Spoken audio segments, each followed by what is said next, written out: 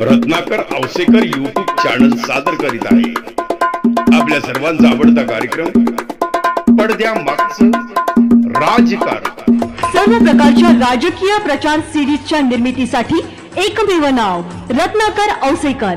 Contact 9890 39 87 88। Online recording series देणारं महाराष्ट्रातलं एकमेव नाव रत्नाकर औसेकर। 51 आवाजांचा बादशाह रत्नाकर औसेकर। कॉन्टॅक्ट 9890 39 87 88। नमस्कार मित्रांनो, रत्नाकर औसेकर यूट्यूब चॅनल मध्ये आपल्या सर्वांचं स्वागत। आणि मित्रांनो, उद्या शिमगा, होळी, बुरा मत मानो होळी है। महाराष्ट्राच्या राजकारणात शिमगा तर आजपासूनच सुरू झालाय आणि याच शिमग्याच्या मुहूर्तावर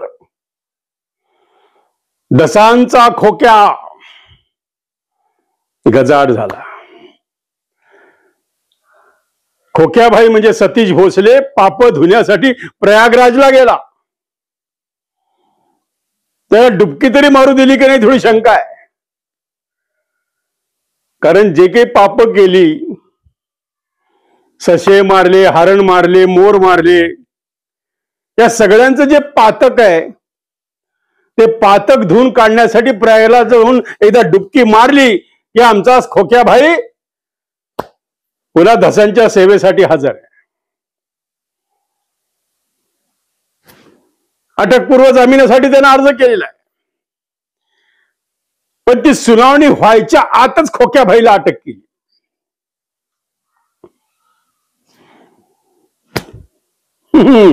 याला म्हणतात होळी, याला म्हणतात शिमगा। कारण सरकारला जे हवं आहे, जे त्यांना सुरक्षित मिळतं, ज्याच्यातून सरकारला कोणताही त्रास नाही, अशी माणसं ताबडतोब सापडतात। आणि 3 महिने होऊन गेले, कृष्णा आंधळे अजून सापडत नाही। आता कोणी सांगतं बाबा की आज नाशिकमध्ये दिसले, गंगापूर रोडवर दिसले, कृष्णा आंधळे सापडणं ही काळाची गरज आहे मित्रांनो। आणि संतोष देशमुखची हत्या झाल्यापासून बीड जिल्ह्याचं राजकीय गणित जरा बदलत चाललेलं आहे। जात नाही ती जात, कधीही जाणार नाही ती जात, आणि याच जातीच्या जीवावर चाललेलं इथं राजकारणाचा शिमगा। आणि धसांना माझं एकच सांगणे, धस तुम्ही आमचे मित्र आहात, धस साहेब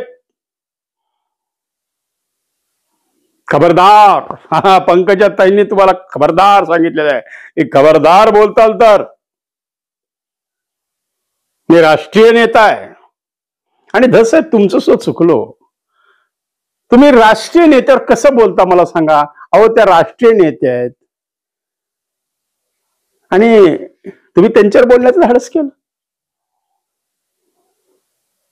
बरं, एक गोष्ट लक्षात ठेवा मित्र, धनंजय मुंडेंचा राजीनामा जोपर्यंत होत नाही तोपर्यंत याच पंकजाताई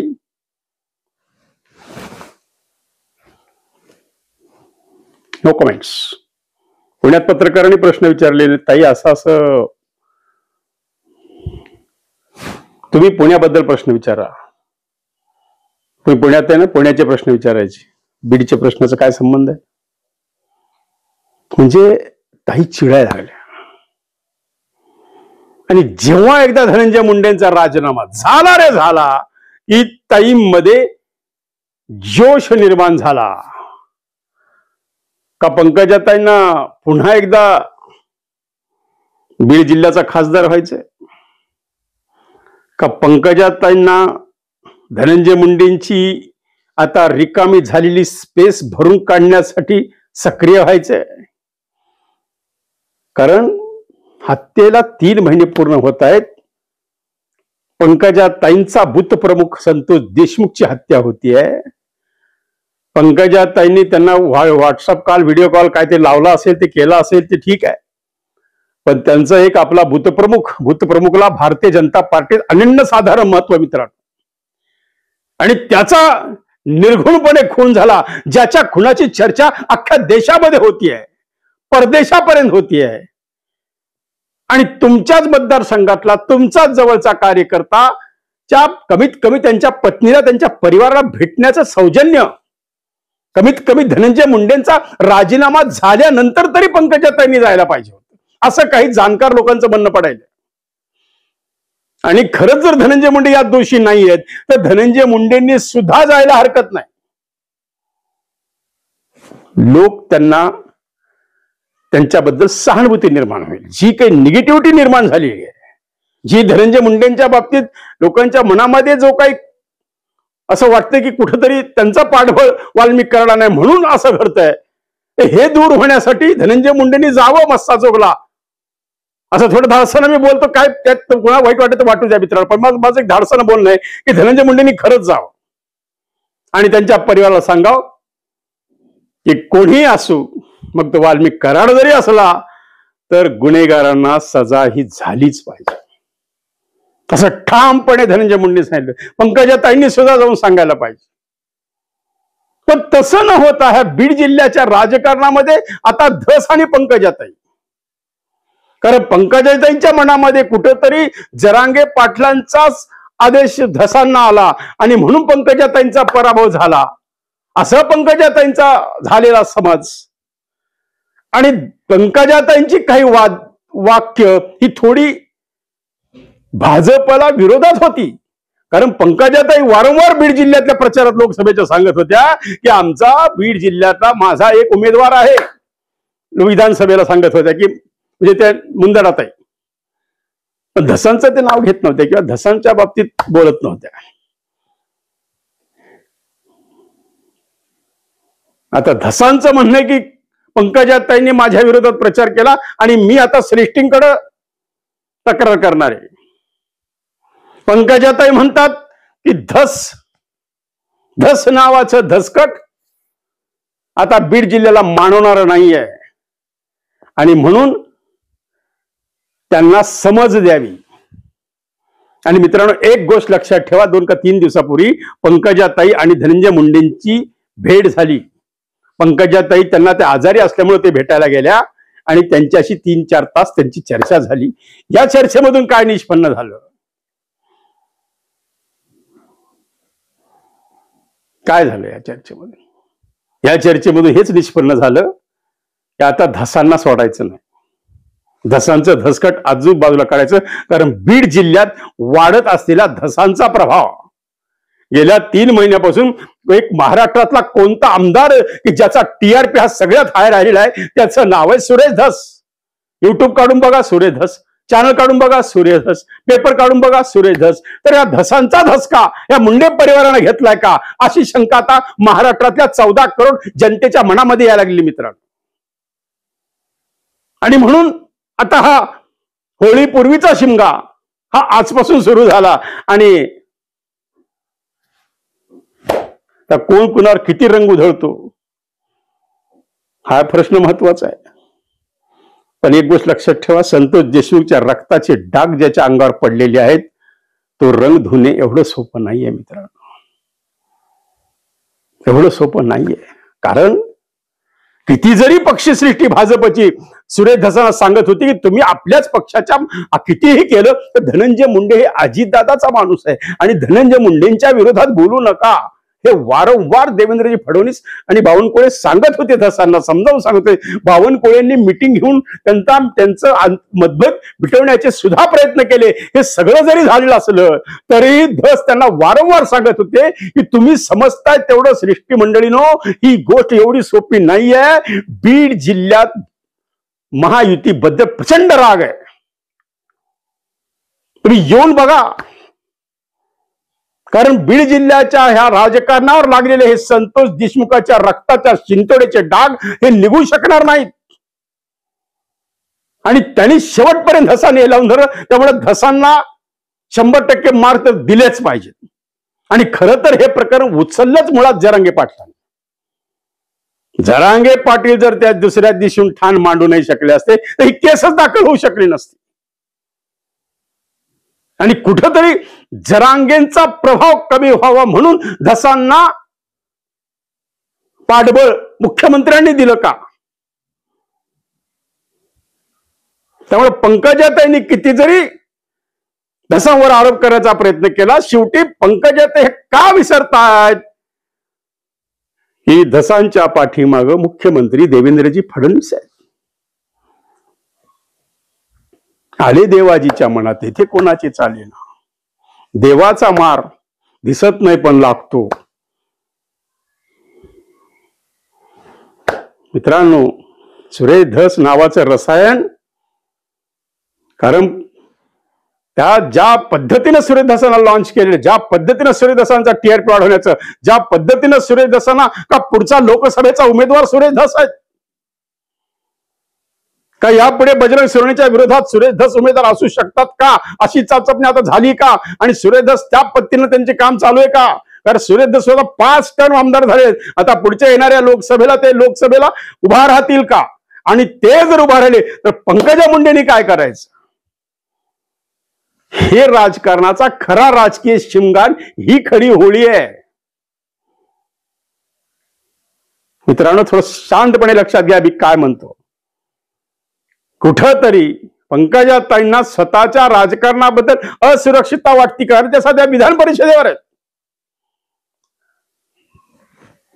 त्यामुळं बीड जिल्ह्याच्या राजकारणात जी स्पेस आता धनंजय मुंडेची रिकामी होती आहे, आता ते रिकामी होतीये का पुन्हा धनंजय मुंडेंना सन्मानना मंत्रीपदी बसवलं जात आहे?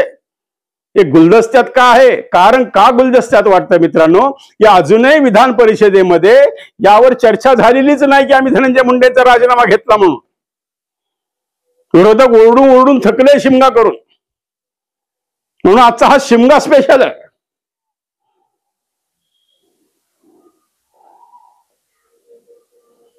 दुसरी घटना, आता लातूरच्या नावानं शिमगा सुरू झालेला. आपण बीडला नाव ठेवत होतो, कालची लातूरमध्ये सुद्धा हाणामारीची घटना घडलेली आहे. त्यामुळं हे बीडकडलं वारं हळूहळू आता लातूरकडे सरकतंय का काय? अत्यंत क्लेशदायक घटना आहे. मग ज्या तरुणांनी त्या एका व्यक्तीला मार, कदाचित ती दारू पिऊन झालेली घटना असं काही लोक सांगतात, तो त्यांचा वैयक्तिक काहीच असं बरंच काय असू द्या, पण ज्या पद्धतीने ते व्हिडिओ व्हायरल झालेले आहेत, ज्या पद्धतीने त्याला मारण्याचं ज्या पद्धतीने संतोष देशमुखला तर क्रूरपणे मारलं, पण त्याच्या कमीत कमी 5% तरी त्याला काल उलट पाडून कपडे करून मारण्यात आले. खरं तर लातूर हे सुसंस्कृत गाव आहे. लातूर हे व्यापाऱ्यांचं स्थान आहे. लातूरची तूरदार परदेशात जाते. लातूर हे शैक्षणिक हब झालेलं आहे. पुण्यानंतर जर कोणती शिक्षण पंढरी असेल तर ती आता लातूर झालेली आहे. मुंबईचे विद्यार्थी लातूरात शिकायला येत आहेत आणि कालची जी घटना ही लातूरला लांछनास्पद खाली मान घालणारी, हा शिमगा काल लातूरात झाला आणि रक्ताची होळी खेळण्याचा प्रयत्न झाला. आता कदाचित त्याला काही तो वाचलाय, म्हणजे त्याला काय असं फार, पण याच्यावर केस दाखल झाली. आणि काल पोलिसांचं मला कौतुक करावं वाटतं की आमच्या लातूरच्या पोलिसांनी त्या आरोपींची अक्षरशः पोलीस स्टेशनमध्ये नेईपर्यंत धिंड काढली. यापुढे लातूरमध्ये कुणीही या पद्धतीने जर गुंडगिरी केली तर त्याचे हे हाल होतील, काल पोलिसांनी दाखवून दिलेलं आहे. आणि लातूरचे पोलीस अभिनंदन पात्र आहेत. असं हे प्रत्येक शहरात झालं पाहिजे. खबरदार. आज शिमगा विषय मी घेतल्यामुळे हे कुठं कुठं काय काय शिमगा झाला हे मी तुम्हाला सांगतोय मित्रांनो. इकडे तर राजकारणात शिमगा आहे, गुन्हेगारीत शिमगा आहे. अजून एक शिमगा झाला, खोक्याबाई सापडला. शिमग्यामध्ये भर अशी पडली की खोक्याबाई सापडला. आता खोक्याबाईवर पुढील प्रक्रिया सुरू होईल आणि सुरेश धसांनी जाहीरपणे येऊन सांगितलेलं आहे, त्याला प्रयागराज मध्ये अटक झाल्याबरोबर सुरेश धसांनी अगदी मीडियासमोर येऊन सांगितलं की जी काही कायद्यानं त्याला शिक्षा आहे ती होईल, त्याला अटक झालेली आहे आणि त्याचं मी कधीही समर्थन करणार नाही. तर मित्रांनो, हा होळी महोत्सव, हा शिमगा, राजकारणातला शिमगा, गुन्हेगारीतला शिमगा, हा या महाराष्ट्रासाठी फार काही भूषणावं नाहीये.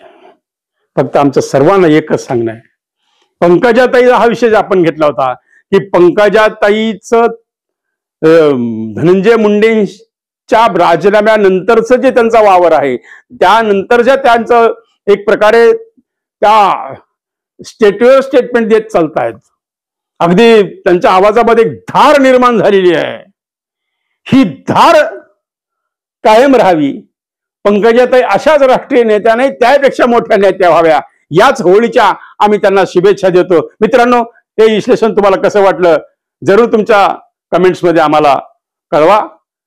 नसलं केलं तर सबस्क्राईब करा, लाईक करा, शेअर करा आणि रत्नाकर औसेकर चॅनलला असाच आशीर्वाद द्या. उद्या भेटूया. उद्या होळी आहे, विशेष आहे. नमस्कार. सर्व प्रकारच्या राजकीय प्रचार सिरीजच्या निर्मितीसाठी एकमेव नाव Ratnakar Ausekar. Contact 9890 39 87 88. Online recording series देणारं महाराष्ट्रातलं एकमेव नाव रत्नाकर औसेकर. 51 आवाजांचा बादशाह रत्नाकर औसेकर. कॉन्टॅक्ट 9890 39 87 88. सर्व प्रकारच्या राजकीय प्रचार सिरीजच्या निर्मितीसाठी एकमेव नाव Ratnakar Ausekar. Contact 9890 39 87 88. Online recording series देणारं महाराष्ट्रातलं एकमेव नाव रत्नाकर औसेकर. 51 आवाजांचा बादशाह रत्नाकर औसेकर. कॉन्टॅक्ट 9890 39 87 88. आवाजाचा बादशाह रत्नाकर औसेकर यांच्या YouTube चॅनलला लाईक करा, सबस्क्राईब करा आणि आपापल्या ग्रुपवर शेअर करा. चला, आपल्या मोबाईलवर सर्वप्रथम आमचा कार्यक्रम मिळवण्यासाठी सहकार्य करा. Ratnakar Ausekar YouTube channel.